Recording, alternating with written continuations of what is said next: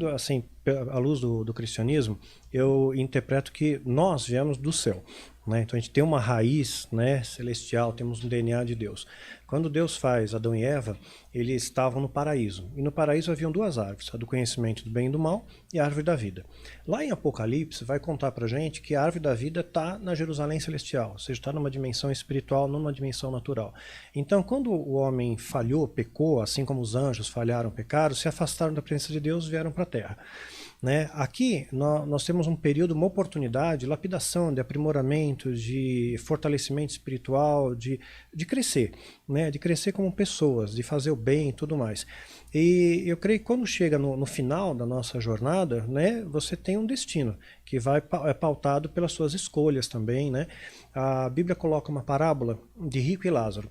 Então tinha um cara muito rico, né? Ele morreu, né? E o Lázaro é um pobre, um mendigo, né? Então o mendigo vai para o céu, o rico vai para o inferno. Não quer dizer que você sendo rico você vai para o inferno, né? Porque o problema não é o dinheiro. A raiz de todos os males é o amor ao dinheiro.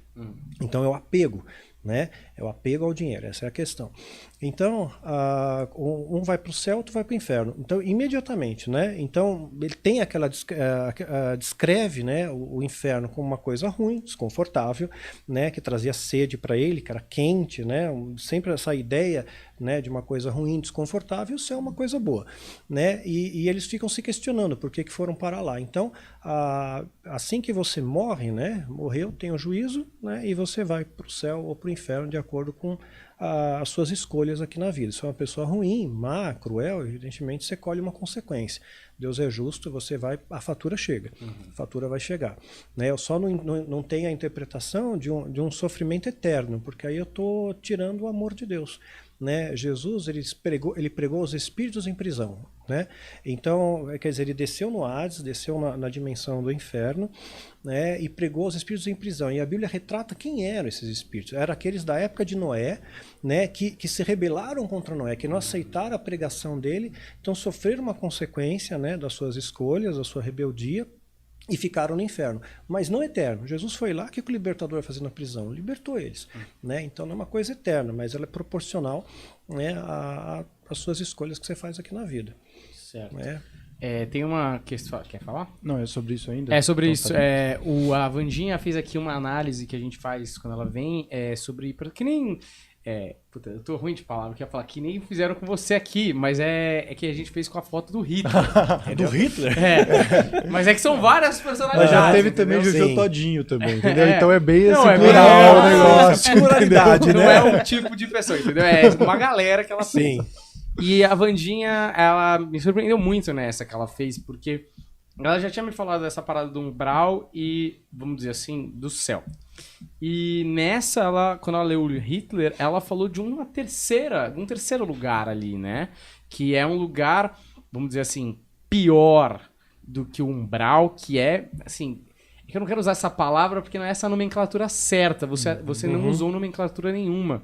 Mas como se tivesse uma terceira dimensão que Hitler ali nem tá sendo punido, né? Ele parecia que tava mais reinando do que...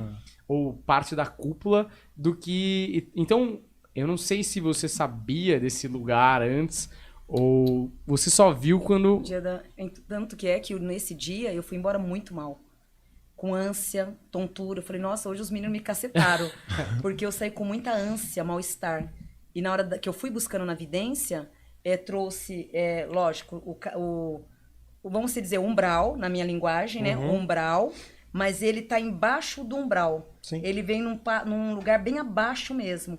E a missão dele seria resgatar aquelas pessoas. Então, conforme eu fui entrando na vidência, fui buscando as informações. Interessante, porque os judeus acreditam que existe 7 céus, né, 7 esferas de céu, né, tanto é que Paulo esteve no terceiro céu, que seria a posição geográfica vai do paraíso, mas existe também 7 camadas para baixo, para o inferno, né? Então, quer dizer... Isso, a camada que eu vi, eu cheguei aqui, para mim é umbral, aí quando eles começaram a pedir para mim analisar, eu vi umbral, só que aí foi descendo, aí onde eu fui... Então, eu desci um pouquinho para pegar a informação dele. Então, para buscar a informação dele, eu tive que descer mais um pouquinho. Os Porém, judeus não entendo acreditam nessa- nisso, a camada de 7 infernos. Porque vai depender, porque seria muito simplista, né? O cara que fez um assalto, né? Matou uma pessoa, que é errado também, mas o Hitler matou milhares, né? Uma crueldade enorme. Né? Então, é proporcional. Então, os judeus acreditam nessa esfera de camadas. Eu também creio nisso. Agora, jogando uma viagem em relação a isso, né? Que eu achei que quando você descreveu essa dimensão, para mim fez muito mais sentido. Porque às vezes a gente aprende no cristianismo e aí eu não sei se é uma coisa, porque os 7 infernos também vem do inferno de Dante, que era uma ficção até, né? Tem a questão de E aí as Dante. pessoas pegaram isso como alegoria também, às vezes falam sobre isso. E hoje em dia a gente tem essa imagem do inferno e as pessoas vão ser punidas lá no inferno, no fogo do inferno. E aí eu fico pensando, né? Porque Hitler, ele fez tudo de mal, mas ele fez a missão dele como uma pessoa ruim. Então, se esse cara, assim, não faz sentido ele ser punido, ele devia ser recebido com um carro de festa, de bombeiro, uma parada, entendeu? Porque ele foi muito mal. Porque ele foi muito mal. Bombeiro? Tem bombeiro no inferno, vai apagar o fogo? Então, os bombeiros em Fahrenheit 451 botavam fogo, entendeu? E Hitler, ele fez o papel dele, tipo a Bélgica, quando chega na semifinal, você quase conseguiu dominar o mundo, mas você matou uma galera. Eu digo assim, o diabo devia estar muito orgulhoso, então não faz sentido o diabo punir Hitler, entende? Mas aí quem pune não é o diabo, é Deus. É Deus mesmo que É Deus pune. que pune, né? Quando a gente fala inferno, o diabo não está no inferno, ele está numa outra dimensão, ele está atuando no nosso meio. Né? O inferno é um local de condenação, né? Então o diabo ainda não foi condenado, não está lá ainda. Aí no caso...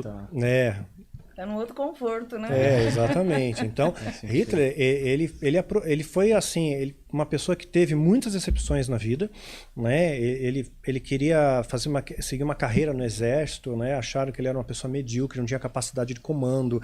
Então, ele foi muito zoado no exército. Então, ele não teve assim, embora ele ganhou a Cruz de Ferro, né? Chegou a cabo, ele não teve uma projeção como ele queria. Depois, ele queria ser artista, queria ser pintor. Ele foi negado 2 vezes na Academia de Belas Artes.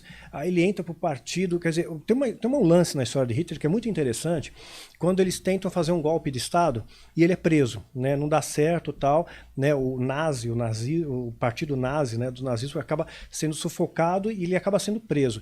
Ele devia ser condenado assim por uma prisão muito longa, né? Só que ele mesmo se defende no tribunal. Ele não precisou de advogado, nada. Ele mesmo faz o discurso de defesa própria.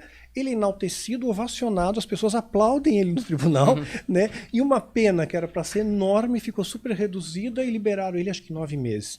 Né? E aí ele aproveitou todo o momento da época também, né? A Alemanha estava num momento bom, aí ninguém ligava porque ele falava, a Bolsa de Nova York quebra, né? E aí ele propõe, né, romper o Tratado de Versalhes, né, para resgatar aquilo que a Alemanha tinha como soberania, e o povo adorou ele, né? Então ele aproveitou a ocasião também, mas foi um cara extremamente cruel, né? Extremamente cruel. Vocês me corrijam se eu estiver errado, mas tem uma história que ele saiu da Primeira Guerra ainda trabalhando para o governo, e aí ele foi investigar o partido nazista, não era nem nazista, né? Não chamava partido nazista. Ele foi investigar para tomar notas e passar informação, e aí chegou lá e ele começou a discursar. E aí, de repente, exatamente. ele era o líder dos caras. De repente, ele era o líder dos investigando. caras. Ele tinha uma oratória fantástica, né? E ele tinha muito envolvimento com o ocultismo também, né? Além dele acreditar que ele era ascendente dos Aldebaranos, né, de Aldebaran, né, que era achava descendente de ET, né?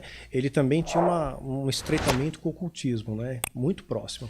Peraí, que você me perdeu aqui. O Aldebaran é um cara que tinha... Não, Aldebaran é uma constelação. Então ele tá. acreditava que esses alienígenas, extraterrestres, ele tinha uma descendência deles. Era a raça pura, entendi. que veio para a Terra, uma raça pura, ele tinha toda essa ascendência dessa raça pura.